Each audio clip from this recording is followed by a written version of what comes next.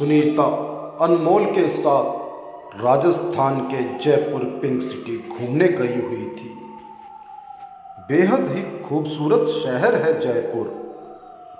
सुनीता ने अनमोल से कहा, भारत के सभी शहर इतने ज़्यादा सुंदर हैं, पर ना जाने लोग क्यों भारत में घूमने के बजाय विदेशों में घूमने की इच्छा रखते हैं। सुनीता और अनमोल की शादी को लगभग 5 साल हो चुके थे, लेकिन उनकी जिंदगी में अभी तक बच्चे की किलकारी नहीं गूंजी थी, जिस कारण सुनीता हमेशा परेशान रहती थी। वह न किसी से कुछ कहती थी न सुनती थी, उसे अपनी ही सुध नहीं रहती थी। इसलिए अनमोल अपनी माँ के कहने पर उसे राजस्थान घुमाने ले आया। जयपुर में आज उन लोगों का पहला दिन था। सुनीता को बच्चों से बहुत प्यार था। उधर कई गरीब बच्चे घूम रहे थे, जिन सबको अनमोल और सुनीता ने टॉफ़ी और चॉकलेट बांटे।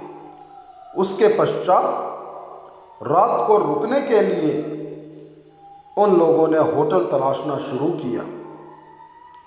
लगभग सभी होटल बुक हो चुके थे, तो उन्होंने ऑनलाइन जाकर होटल की बुकिंग की और फिर उस होटल की तरफ चल दिए। होटल पहुंचते ही उन्होंने देखा कि होटल के गेट की दीवार पर लिखा हुआ था, यहाँ कोई भी नहीं है। अनमोल और सुनीता को ये देखकर बहुत अजीब सा लगा। ऐसा क्यों लिखा हुआ है? यह मन ही मन सोचते हुए दोनों होटल के रिसेप्शन की ओर बढ़ चले और उन्हें अपनी ऑनलाइन बुकिंग दिखा और पेमेंट कर अपने रूम की ओर चल दिए। तभी सुनीता ने पलटकर रिसेप्शन पर खड़े व्यक्ति से पूछा, बाहर आपने ऐसा क्यों लिखा हुआ है? तो रिसेप्शन पर खड़े व्यक्ति ने जवाब दिया, मैडम, किसी ने मजाक में लिख दिया होगा। कुछ देर बाद दोनों अपने रूम में थे और अनमोल ने अपने और सुनीता के लिए एक कप कॉफ़ी ऑर्डर कर दी थी। थोड़ी ही देर में वेटर कॉफ़ी लेकर हाजिर हो गया। कॉफ़ी सर्व करने के बाद वेटर ने सुनीता से पूछा, मैडम, आप रिसेप्शनिस्ट से क्या पूछ रही थी? सुनीता ने कहा, कुछ नहीं भैया, बस बाहर वो लिखा हुआ देखकर कुछ अजीब सा लगा, तो मैंने रिसेप्शनिस्ट से पूछ लिया। मैडम, ये सचमुच अजीब है और इसके पीछे एक बहुत दुख भरी कहानी है। आप किसी और से इस बारे में ना पूछिएगा। सुनीता ने वेटर से कहा, क्या तुम मुझे वो बता सकते हो? तो वेटर ने कहा, मैडम, यही होटल के पास लगभग आधा किलोमीटर दूर एक छोटा सा शहर है, उसका नाम है कोई नहीं। वहाँ हर घर के बाहर यहाँ कोई भी नहीं है लिखा हुआ होता है। वहाँ अंधेरा होने के बाद ज़्यादा देर तक कोई भी स्त्री घर से बाहर नहीं रहती है। लगभग 30 सालों से लोग उस शहर को कोई नहीं शहर के नाम से जानते हैं।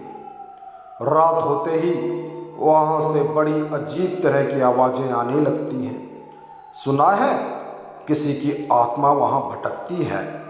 होटल उसके पास ही होने से आत्मा भटकती हुई कभी कभी यहाँ भी आ जाती है और बाहर यहाँ कोई भी नहीं है लिखा देखकर वापस चली जाती है। यहाँ जिस भी इमारत के बाहर यहाँ कोई भी नहीं है, ना लिखा हुआ हो, वहाँ किसी न किसी स्त्री की मौत जरूर होती है। सुनीता ने पूछा, आत्मा किसकी है और क्यों भटकती रहती है? वेटर ने बताया, वह क्यों भटकती है यह तो नहीं बता सकता, लेकिन यह आत्मा किसी बच्चे की है। वैसे शहर बहुत खूबसूरत है, यदि आप देखना चाहें तो देख आइएगा, मगर शाम होने से पहले ही वापस लौट आइएगा। औरतें और लड़कियां वहाँ ज़्यादा देर घर से बाहर नहीं रहती। अगले दिन सुबह सुबह जल्दी उठकर दोनों कोई नई शहर की ओर चल पड़े। अपने नाम के अनुसार उस शहर में बनी हर इमारत पर यहाँ कोई भी नहीं है लिखा हुआ था। जगह काफ़ी खूबसूरत थी। इतनी अच्छी जगह डरावनी होगी ऐसा कोई सोच भी नहीं सकता। सुनीता ने मन ही मन सोचा। सुबह के समय खासी चहल पहल थी। दोपहर तक सुनीता खरीदारी करती रही और हल्का अंधेरा होने पर अनमोल के साथ एक पार्क में बैठकर चाट खा रही थी। सुनीता और अनमोल दोनों ही उस वेटर की अंधेरा होने से पहले वापस लौट जाने वाली बात भूल गए थे। जैसे जैसे अंधेरा बढ़ता जा रहा था, वैसे वैसे औरतों की संख्या ना के बराबर होती जा रही थी। आप दोनों अभी तक यहीं हैं? आप लोग अपने होटल वापस क्यों नहीं गए? अनमोल के पीछे से आवाज आई। पीछे मुड़कर देखा तो पाया ये वही दुकानदार था जिससे उसने कुछ देर पहले काफ़ी सारा सामान खरीदा था। आपको यहाँ के बारे में किसी ने बताया नहीं क्या कि यहाँ अंधेरा होने के बाद कोई स्त्री बाहर नहीं रहती? ओह, आई एम सॉरी, होटल के वेटर ने हमें बताया था, लेकिन हम लोग भूल गए थे। हम लोग अभी यहाँ से निकल जाते हैं, अब जल्दी चलो, अनमोल ने सुनीता से कहा। अब कोई फ़ायदा नहीं है मैडम, शाम होने के बाद शहर से कोई बाहर नहीं जा सकता है। आप चाहें तो हमारे घर चलिए। आप हमारे शहर घूमने आए तो इस हिसाब से आप हमारे मेहमान हैं। हमारे घर चलिए, मगर यहाँ मत रुकिए, उस व्यक्ति ने कहा। उसके चेहरे पर डर साफ नजर आ रहा था। थोड़ा झिझकते हुए अनमोल और सुनीता उसके साथ उसके घर चल दिए। उसके घर पहुँचे तो देखा कि उसके घर में उसकी पत्नी अलका और 2 बच्चे सोनी और अनिल थे, और उस व्यक्ति का नाम मुकेश था। मुकेश ने अपने घर के सारे खिड़की दरवाजे बंद कर लिए और इसके बाद अनमोल को बैठने का इशारा करते हुए खुद भी एक सोफे पर बैठ गया। अलका, जरा 2 कप चाय ले आओ प्लीज़। भैया, यह हर घर के बाहर यहाँ कोई भी नहीं है क्यों लिखा हुआ है? सुनीता ने अनजान बनते हुए पूछा। आज से 30 साल पहले पुरानी बात है। तब मैं 10 साल का था। मुझे यह बात मेरे दादाजी ने बताई थी। यहाँ एक बहुत सुंदर लड़की थी, आरती। उसे अपनी खूबसूरती पर बहुत घमंड था और अपने लिए एक बहुत अच्छा वर चाहती थी, मगर अपने गरीबी के कारण उसके माता पिता यह इच्छा पूरी ना कर सके और उसकी शादी इसी शहर में रहने वाले एक मजदूर से कर दी। आरती लोगों के घर जाकर उनके बर्तन धोती, कपड़े धोती और फिर घर का गुजारा चलाती। उसका एक बेटा था, साहिल। साहिल शक्ल में बिल्कुल अपनी माँ पर गया था, किंतु रंग बिल्कुल अपने बाप पर था। पति शराबी और जुआरी था। वह शराब पीकर आरती को पीटता था। आरती इस शादी के कारण पहले ही कुंठित थी। ऊपर से पति के मारपीट ने उसके मन में अपने पति के प्रति नफरत भर दी। फिर एक दिन आरती जिन घरों में काम करती थी, उन्हीं में से एक घर के मालिक के साथ शादी करके भाग गई। उसे अपने बेटे साहिल से भी कोई लगाव नहीं था। बस वह एक ऐश भरी जिंदगी जीना चाहती थी। उधर साहिल के पिता ने साहिल को बहुत अच्छी परवरिश देने की कोशिश की, किंतु अधिक शराब पीने के कारण एक दिन उसकी भी मृत्यु हो गई। साहिल अब अकेला रह गया था। उसने लोगों से सुना था कि उसकी माँ किसी बड़े सेठ के साथ रहती है। वह उस सेठ का घर ढूंढते ढूंढते सुबह वहाँ जा पहुँचा। साहिल अपनी माँ का प्यार चाहता था। उसने सेठ के घर जाकर अपनी माँ से मिलने की इच्छा जताई तो सेठ ने मना कर दिया और कहा, यहाँ कोई भी नहीं है। साहिल सेठ की बात पर भरोसा कर चला गया और फिर अगले दिन आया। उसने फिर अपनी माँ से मिलना चाहा तो उस सेठ ने फिर वही कहा, यहाँ कोई भी नहीं है। अब यह रोज का सिलसिला बन गया। साहिल रोज सुबह आकर सेठ से अपनी माँ से मिलने के लिए कहता और सेठ उससे यही जवाब देता, यहाँ कोई भी नहीं है। साहिल की समझ में आ गया था कि यह सेठ उसे उसकी माँ से मिलने देना नहीं चाहता। इसलिए उसने फैसला किया कि अब वह इस घर के बाहर डेरा डालकर बैठ जाएगा और जब तक अपनी माँ से नहीं मिलेगा तब तक वहाँ से उठेगा नहीं। जनवरी का महीना था, जाड़े के दिन थे। साहिल रात भर घर के बाहर बैठा रहा। न कपड़े न सर्दी से बचने का कोई उपाय। उसे ठंड ने ऐसा जकड़ा कि सुबह तक उसकी मृत्यु हो गई। मरते हुए भी अपनी माँ से मिलने की उसकी आखिरी इच्छा पूरी ना हो सकी थी। इसलिए वो आत्मा भरकर भटकने लगा और एक दिन उस सेठ के घर में अंदर चला गया। वहाँ जाकर उसने सेठ को जान से मार दिया। जब उसने अपनी माँ से मिलने की कोशिश की तो माँ ने उसे अपने पति का हत्यारा कहते हुए मिलने से मना कर दिया। वह रोज आरती से मिलने जाता लेकिन वह उससे नहीं मिलती। आरती उससे परेशान हो चुकी थी और समझ गई कि उसे रोकने का बस यही तरीका है। उसने घर के बाहर लिख दिया, यहाँ कोई भी नहीं है। अब साहिल की आत्मा रोज आती और घर के बाहर यहाँ कोई भी नहीं है लिखा देखकर वापस लौट जाती। अपनी माँ का प्यार न मिलने के कारण अब वह बाहर माँ का प्यार ढूंढने लगा था। वह किसी के भी घर में चला जाता और वहाँ की महिलाओं में अपनी माँ का चेहरा ढूंढता, मगर उनमें माँ का चेहरा ना पाकर निराश हो जाता और गुस्से से उन्हें मार दिया करता। तभी से शहरवासियों ने भी अपने घर के बाहर यहाँ कोई भी नहीं है लिखना प्रारंभ कर दिया।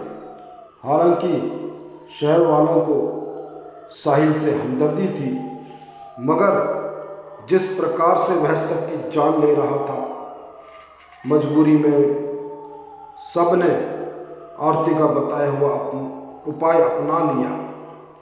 अपने घरों के बाहर यहाँ कोई भी नहीं है लिख दिया। इतना कहकर मुकेश और सुनीता की ओर देखने लगा। ऐसी औरत को तो मर जाना चाहिए था। सुनीता ने घृणा से कहा। आगे क्या हुआ? अनमोल ने पूछा। अब घरों के बाहर यहाँ कोई भी नहीं है लिखा होने से साहिल अंदर तो नहीं जाता था, मगर बाहर घूमती हुई स्त्रियों में अपनी माँ तलाशने लगा, मगर उनमें अपनी माँ न पाकर उन्हें मार दिया करता। तब लोगों ने अंधेरा होते ही अपनी बहू बेटियों का घर से बाहर निकलना बंद कर दिया। परंतु अब भी यदि किसी के घर के बाहर यहाँ कोई भी नहीं है ना लिखा हो या किसी कारणवश लिखा हुआ मिट गया हो या कोई स्त्री बाहर घूमते नजर आई तो फिर वही सब होने लगता है। तभी मैं तुम दोनों को घर ले आया। वो हमारे घर में नहीं आएगा। हमारे घर के बाहर यहाँ कोई भी नहीं है लिखा हुआ है। सुनीता ने पूछा, फिर आरती का क्या हुआ? आरती पागल होकर मर गई थी, मगर साहिल आज भी भटक रहा है। ना जाने कब बेचारे को मुक्ति मिलेगी। सभी डाइनिंग टेबल पर बैठे हुए थे। अभी किसी के मुंह में पैरा निवाला भी नहीं गया था कि तभी सबको एक चीख सुनाई दी। हे भगवान, न जाने आज किसकी मौत आई है। मुकेश ने अपने माथे पर आई पसीने की बूंदों को पोंछते हुए कहा। अब सामने रखा खाना किसी से नहीं खाया गया और सब हॉल में आकर बैठ गए और बाहर चल रहे तांडव से बचने के लिए सब मन ही मन प्रार्थना कर रहे थे। हालांकि वे जानते थे कि साहिल घर के अंदर नहीं आएगा, मगर डर तो डर है। कुछ देर बाद किसी बच्चे के जोर जोर से रोने की आवाज़ आने लगी, जो कुछ मिनटों के बाद भयानक गुर्राहट में बदल गया। लगता है आज यह कुछ ज़्यादा ही गुस्से में है। ऐसा तो पहले कभी नहीं हुआ। तभी उनके दरवाजे पर दस्तक होने लगी। खटखट की भयानक आवाज़ सबके दिलों को बाहर उछालने के लिए काफ़ी थी। मुकेश ने बहुत हिम्मत करने के बाद इतना ही कहा, यहाँ कोई भी नहीं है। और इसके बाद ठक ठक की आवाज़ें बंद हो गईं। शायद साहिल चला गया था। इतनी देर तक अनमोल और सुनीता तो सांस रोक कर देख सुन रहे थे। सब वापस अपनी अपनी जगह पर बैठ गए थे। माँ, बाहर आओ। माँ, मैं कब से तुम्हारा इंतजार कर रहा हूँ। बाहर से रोते हुए साहिल की आवाज़ आई, जिसे सुनकर उसका परिवार एक झटके में अनमोल और सुनीता से दूर खड़े हो गए। उनके व्यवहार से सुनीता और अनमोल दोनों ही चौंक गए। तभी अलका ने सुनीता को देखते हुए कहा, तुम आरती हो। पिछले जन्म में तुम साहिल की माँ आरती थी। मैं उसकी माँ नहीं हूँ। ये तो 30 साल पहले की बात है भैया। मैं तो अभी सिर्फ 23 साल की ही हूँ। सुनीता ने घबराते हुए कहा, आत्मा आत्मा को पहचान लेती है। हो ना हो तुम साहिल की माँ आरती का पुनर्जन्म हो, तभी तो वो तुम्हें माँ कह रहा है। आज से पहले उसने कभी किसी के घर में ऐसे नहीं पुकारा। बेहतर है यह रात बीतते ही तुम लोग सुबह यहाँ से चले जाओ। अलका के शब्दों में कठोरता आ गई थी। बाहर से तेज आंधी, तूफान, बारिश और रोने की आवाज़ें सुनाई दे रही थी। यह तुम मेहमानों से किस तरह की बातें कर रही हो? अगर सुनीता आरती का पुनर्जन्म है भी तो उसने पिछले जन्म में जो किया उसका इस जन्म में नफरत करने से क्या होगा। आरती को उसके कर्मों की सजा मिल चुकी थी। मुकेश ने अलका को डांटते हुए कहा, मैं बाहर जाऊंगी। साहिल अगर आरती का बेटा है और वह आरती मैं ही हूं तो मैं बाहर जरूर जाऊंगी। सुनीता ने कहा, तुम पागल हो गई हो क्या? तुम जानती हो ना, अगर तुम आरती नहीं हुई तो साहिल तुम्हें भी बाकी सब की तरह मार देगा। सुनीता पे किसी के समझाने या डराने का कोई असर नहीं था। मैं बाहर जाऊंगी, उसने दृढ़ता से कहा। आंधी तेज हो चुकी थी। घर में लगी खिड़कियों के दरवाजे कभी भी टूट सकते थे। सभी का ध्यान उन खिड़कियों पर था। पर इतने में सुनीता घर से बाहर निकल गई और बाहर से घर का दरवाज़ा बंद कर दिया।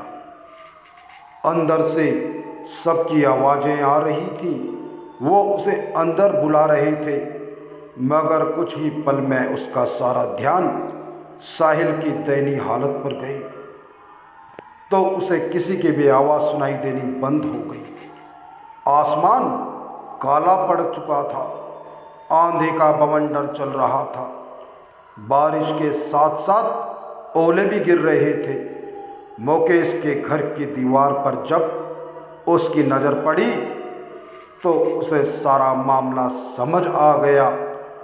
दीवार पर लिखा हुआ यहाँ कोई भी नहीं है मिट चुका था। सामने सड़क पर 2 लड़कियों के मृत शरीर पड़े हुए थे। बारिश के बहते पानी में खून सड़क पर बह रहा था, जो बहते बहते सुनीता के पैरों के नीचे तक आ गया था। उसने सामने देखा तो सफ़ेद कमीज और नीले रंग की स्कूल ड्रेस में खड़ा साहिल नजर आया। उसका चेहरा बिल्कुल सफ़ेद हो गया था, उसके नैन नक्श बिल्कुल सुनीता जैसे ही थे। उसे मुकेश की बात याद आ गई कि साहिल के नाक नक्श अपनी माँ आरती पर गए थे। अब सुनीता को यकीन हो चुका था कि वही पिछले जन्म की आरती है। साहिल, यहाँ आओ बेटा, कहकर सुनीता ने अपनी बाहें फैला दी। साहिल भागता हुआ आया और मामा चिल्लाता हुआ सुनीता के गले लग गया। दोनों लिपट कर रोने लगे। माँ, तुम कहाँ चली गई थी? साहिल ने रोते रोते पूछा। मुझे माफ़ कर दो बेटा, अब मैं तुम्हें छोड़कर कभी कहीं नहीं जाऊंगी। माँ, देखो वो रोशनी का गोला आसमान में मुझे बुला रहा है। माँ, अभी तो मैं जा रहा हूँ, लेकिन मैं बहुत जल्दी लौटकर वापस आऊँगा और फिर तुम्हें छोड़कर कभी नहीं जाऊँगा। इतना कहकर साहिल हाथ हिलाता हुआ आसमानी गोले में विलुप्त हो गया और सुनीता दहाड़े मारकर रोती रह गई। अब वह उठी और मुकेश के घर का दरवाज़ा खोल दिया, जिसे उसने बाहर से बंद कर दिया था। इस घटना के ठीक 1 साल बाद सुनीता हॉस्पिटल के बेड पर लेटी हुई थी और नर्स ने एक बच्चा उसके पास लिटा दिया और बोली, तुम्हारा बेटा बिल्कुल तुम पर गया है। ऐसा लगता है जैसे यह तुम्हारी कॉपी हो। सुनीता समझ गई थी कि उसका बेटा साहिल वापस आ गया है। उसने मुस्कुराते हुए अपने नन्हे साहिल का माथा चूम लिया।